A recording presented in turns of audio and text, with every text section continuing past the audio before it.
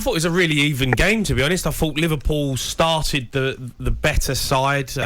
Trent played some brilliant balls to Diaz, and Diaz had Chalobah's number for quite a lot of that first half, and was unlucky not to score in the early stages, really. And then Chelsea grew into it, actually, become a lot more comfortable, started the second half really well, just couldn't find an opening. It was a brilliant 0-0 again. I mean, these two just seem to play out great draws. And yeah, and then after that, you could see both teams were tired. They were leggy. They've had a long season, extra time, big pitch at Wembley.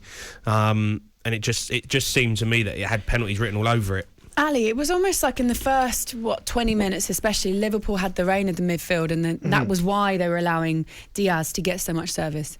I've got to say, been raving about him for weeks and weeks. He has been a tremendous signing. I keep going on about Liverpool's recruitment in recent seasons. Him again, I mean, what did they pay for him? Was it 60 million or something they got him? He has been absolutely tremendous. I didn't pay that much for him. It might not have been that much, actually. Do you know, every chance it wasn't that much, because the recruitment's been brilliant, Jamie. I just think, I mean, you want players, when you sign players from clubs, obviously hit the ground running. It's not always the case, but boy, has he done it. And I said, Jamie, I don't know whether you agree, he's just about, in my opinion, made himself first pick in that forward line. Oh yeah, he is, yeah. Well, I think Jota's kind of gone off the boil a little bit, hasn't he? He started the season brilliantly, but now Diaz has obviously been, for me, the signing of the season, you'd have to say, because it's took Liverpool over the line in two competitions already, and they're still fighting for the title. So yeah, I mean, what signing? 37 million was how much it cost, which is... It's ridiculous. Yeah. It really is fantastic. And you go on about how important the recruitment is at top clubs, like any club, never mind top clubs. But you look at Liverpool, going back to Alisson, Van Dijk, even Jota coming in, gave him a boost at the right time. The recruitment has been fantastic, but it's going to have to be the same again, I think, in the summer, Jamie, because, I mean, Klopp clearly won't stand still. This season, they've still got... I mean, it could end up being the season of all time for Liverpool. But at this moment in time, he'll still be thinking about next season and bringing another one or two in. Well, I think they've got to react to the fact that Manchester City have signed Haaland. That's the kind of final piece to the jigsaw, you'd say. Man City are going to probably win the Premier League without a striker, really. They played most of the season without one. So, when you bring in Haaland, for me, he's going to be a complete superstar in the Premier League. Liverpool have to react and bring in someone big as well, because... otherwise, I feel like they will end up getting left behind, this Man City, because they're not going to, they spent 100 million on Grealish, and you'd say that hasn't been the best signing that they could have made, but they're going to win the Premier League. You bring in Haaland, now you're talking. That is a big step up in quality for me, that is a hell of a signing, and Liverpool, I think, need to react to that. I want to bring you back to the FA Cup final on Sunday, because there's a few more things to discuss as well. Chelsea getting back into that game after really surviving the first sort of 15-20 minutes or so, and then having their own chances themselves as well. It going to extra time, it then going to penalties. There's a piece in today's Times. It's a Norwegian penalty expert, and he believes that Jurgen Klopp gave Liverpool a vital edge, and there's a few different reasons for it. His name's Geir Jordet, which I'm sure is the right pronunciation. He's a professor at the Norwegian School of Sciences, or Sports Sciences, and so he's played the game then? A football psychology They've been involved specialist. in a right few shootouts in their time in the region. So he's walked the walk, has he? Yeah. Poor Gay, I haven't even read what he said yet, and you guys are shooting him down. That's be interesting. He basically he praised Klopp for telling his squad who would be stepping up roughly 1 minute after full time. So the turnaround in which Jurgen Klopp went up to his players individually and went, right, you're doing 1, 2, 3, 4, 5, whatever. He highlighted those private conversations and embraces that he had with the selected players, and he said that the asking process is intimate, safe, and loving. Now, according to Georgette, Klopp finished his speech within 2 minutes of the final whistle. Oh, that's good. At which time Thomas Tuchel was still deciding on his penalty takers. So at the same time, Thomas Tuchel was in the middle of the huddle. He had his paper in his hands. He was looking down, figuring it out, basically. Right. And he reckons this is why Liverpool had the edge in that penalty scenario. The thing is with these kind of things is, if it had been an absolute pummelling, if Liverpool had stepped up and scored all 5 penalties and Chelsea had have missed 3 of their 5 penalties, I don't know, maybe I would have believed that a little bit more. I asked this to Ali earlier on, and Ali said nonsense. What do you think, Jay? Yeah, absolute nonsense. I mean, this is the problem with football now. We have these sports scientists that come in and talk about psychological advantages and all that. No, it went to sudden death. Mason Mount misses his penalty, and it's as simple as that. It's 50-50. It's a lottery. All you do is you got to go up and believe it. For me, I've missed a penalty at Wembley. I've walked up there. I've took that walk. It's the longest walk in the world.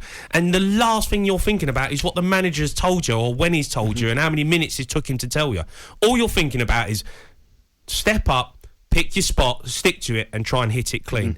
And at the end of the day, Mason Mount's just been unlucky. He's missed the penalty. Sadio Mane missed his. So, honestly, people, we have to listen to this nonsense. People get paid for this. And it's like jobs for the boys, isn't it? It's ridiculous. The thing is, as well, Ali McCoist, Cesar Azpilicueta was one of those players that missed his penalty. He is a really experienced player. Anybody can miss a penalty. Anybody can score a penalty.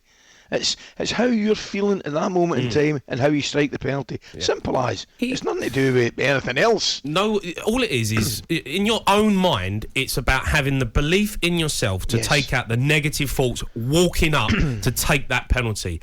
You can't replicate that. You can train. Correct. You can do as much as you want in training. You can set up scenarios. I used to try and do it where we used to have like a fine if you missed a penalty. Whoever missed first pays the fine. You all put money in, and so you kind of try to put pressure on the penalty.